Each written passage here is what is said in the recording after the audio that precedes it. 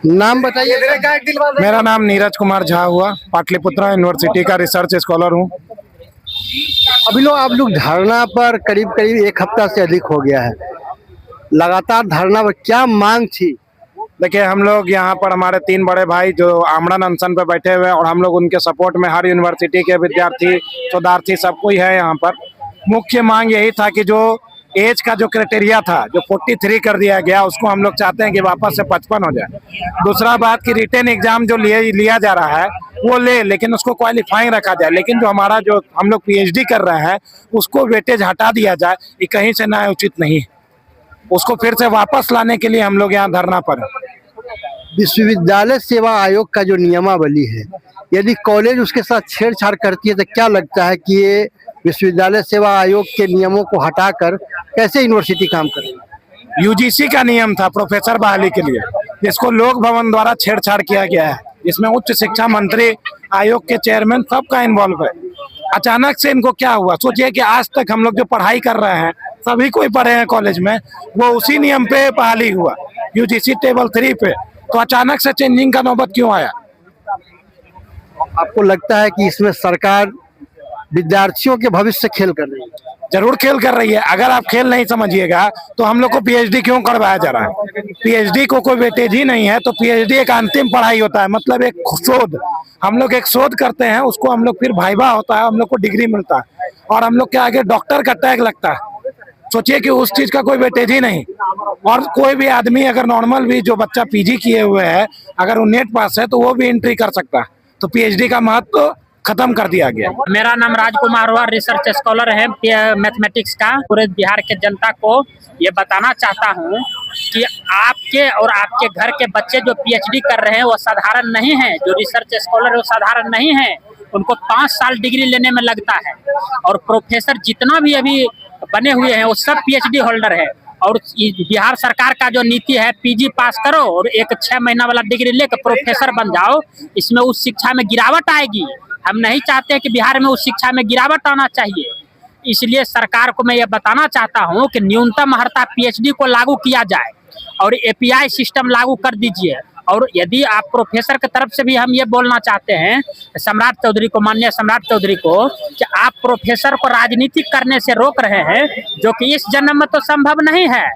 आप अगला जन्म आपको लेना पड़ेगा। प्रोफेसर और राजनीति का मोती धागा का संबंध है। प्रोफेसर का राजनीति करना ही उसका जन्मसिद्ध अधिकार है।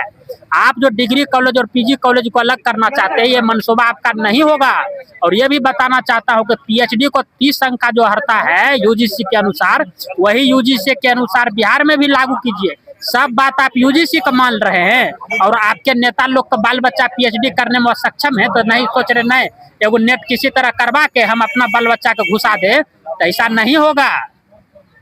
तो इसमें मुख्य बिंदु जो उभर कर सामने आ रही है, लगातार किसी प्रकार की नौकरी शिक्षा से जुड़ी हुई जो भी सरकार अभी तक दे नहीं पाई है, लेकिन नियमावली में छेड़छाड़ लगातार हो रहा है। क्या लगातार इसीलिए नियमावली में छेड़छाड़ हो रहा है कि किस तरह से बाहरी लोगों को घुसाया जाए। और अभी आप सर्वे कर लीजिए पत्रकार महोदय कि बिहार में जो भी परमानेंट बहाली है टीचर का यानी प्रोफेसर का, तो उसमें 70% यूपी के और बंगाल का प्रोफेसर आए हुए। क्यों आए हुए हैं? क्योंकि आपने बिहार के बच्चों का भविष्य गर्त कर दिया है। आप नहीं यहाँ से पीएचडी जल्दी होने के लिए दे रहे हैं और नेट वाले को ही जल्दी जल्दी बुला कर बहाली करवा रहे हैं। क्यों? क्योंकि मोटा पैसा आपको चाहिए। मैं सरकार से ये मांग करना चाहता हूँ कि आप अपना करनी को छुपाने के लिए बार बार नियम को नहीं बदलिए।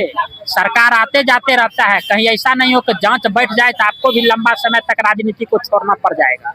मेरा नाम चंदन कुमार हुआ, मैं सोशियोलॉजी से पीएचडी रिसर्च कर रहा हूँ पाटलिपुत्रा विश्वविद्यालय। पाटलिपुत्रा यूनिवर्सिटी से कर रहे हैं।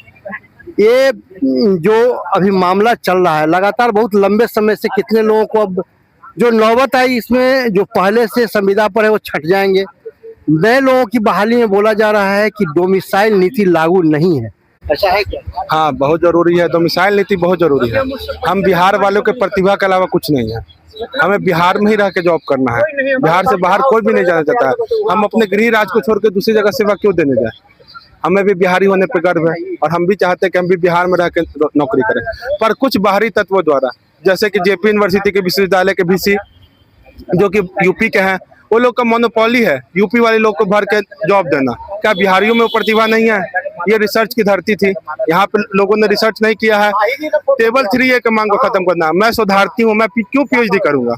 अगर पीएचडी का वेटेज नहीं रहेगा तो मैं क्यों पीएचडी करूंगा? मैं चुपचाप नेट करूंगा, प्रोफेसर की बहाली पे रहूंगा।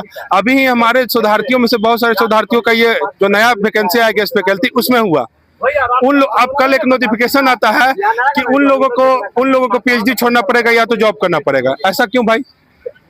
हम लोगों का मांग जायज है कि टेबल 3A रेगुलेशन लागू हो, जिससे पीएचडी करने वाले लोगों को बेहतर हो, जर्नल का नंबर मिले, पब्लिकेशन का नंबर मिले।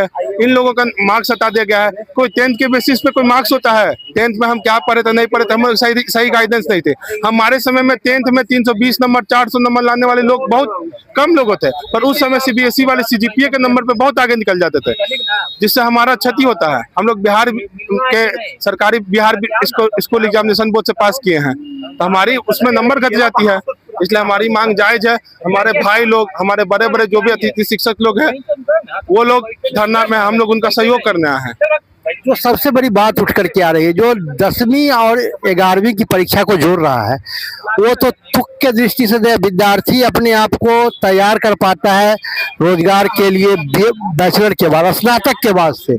तो ये नियम किस प्रकार, शिक्षाविद आपके यहाँ है कि नहीं? भारत में, बिहार में कोई शिक्षाविद नहीं है। सब कुछ लोग, चुने हुए लोग जो अपने आप को बहुत ज्यादा ज्ञानी समझते हैं, ज्ञानी बहुत ज्यादा समझते हैं वो लोग अपने आप को।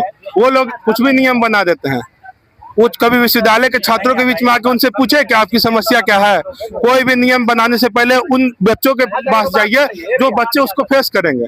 हम अगर कल अतिथि शिक्षक बनेंगे या शिक्षक बनेंगे तो हमारे पास आके उन्होंने पूछा, हमारे लोगों के बीच का कमेटी बनाया, अपने मन से कमेटी बना के अपने द्वारा लोगों को रख के कोई भी नियम बना देना, ये गलत है।